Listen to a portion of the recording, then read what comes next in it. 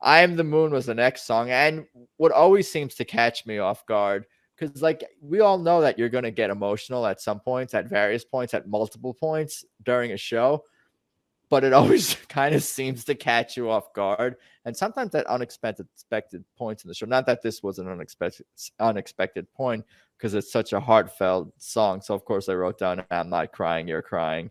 And then I wrote down Derek was unreal during his solo on "I Am the Moon." It was just totally absurd. Like, just I don't know.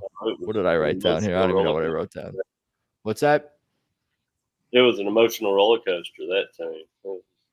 Right, almost as soon as they went into it, I was like, "Damn, I didn't know this was gonna hit me like this." I mean, I'm not surprised, but it's just kind of, you don't always expect it. But yeah, Derek was just so unreal on that solo. It's just his guitar was roaring, I think is how I would like to describe it. Like when he hits those sort of mid-range, low sort of notes, like it makes it sing and roar, and has that human vocal quality, no matter where he is on the fretboard. If he's low, it still sounds very emotional, melodic, human voice quality. If he's on the mid range notes and all the way up to the high notes, sounds still like, so human like. But yeah, I think that's always a special moment in a show when he just totally does a face melting solo on "I Am the Moon."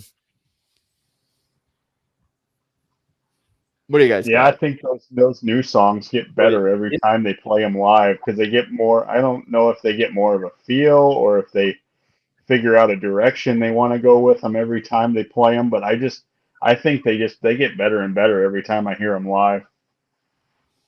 I think they're still kind of new to the band, even though like they've been playing them for a while, compared to like maybe some other songs that they've been playing for, like, let's say, several decades now. Like for them to just be playing a song that was written a couple of years ago, or that just started performing a couple of years ago, it's probably relatively new to them.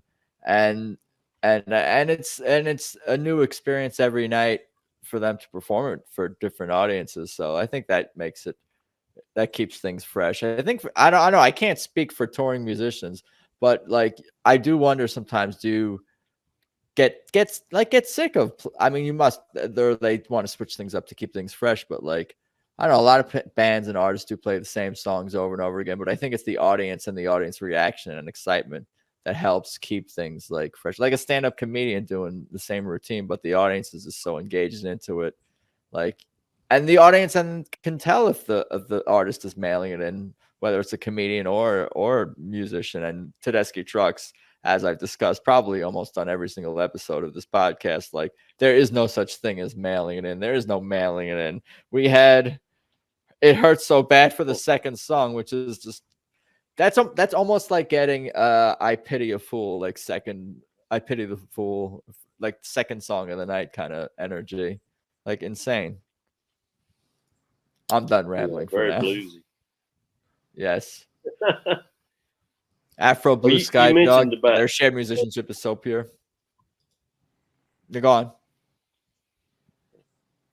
you mentioned Oh, about Derek, his sound, but if you notice, he's not using any pedals. He's using that no. guitar and controlling the volume and the tone, and it's so pure. Like there's no that's one thing that impresses me so much. It's just that guitar and what he can do with it, and how there's no artificial implementations or whatever, or pedals, or it's just what he can do with that guitar, and how he, like you were saying, how he moves you and making those sounds. It's so unique and incredible. That's a good word, and that's the same word that Afro Blue Sky Dog used in the chat, was pure. And I haven't heard that word used too much to describe Derek's playing, but that's definitely a way to do it. And not just like but also his tone, but also the literal tone of like the band lyrically and all this. Like there is a certain like they're not Pollyannish like I've talked about, but they're a hopeful band. They're a realist band lyrically, thematically, and I think that's like there's a certain purity, like there's a certain pureness and like hopefulness, if that makes any sense. Not to get too frou new agey on you guys, but there is something to be said. They don't strike me as jaded or a band individually, collectively, or a not nihilistic or any of these things, or what's the other word? I don't know, but any of those sort of like negative ideas, like, is not them at all. So I think being pure, like, and pure musically, so to speak, is definitely something that can be associated with this band.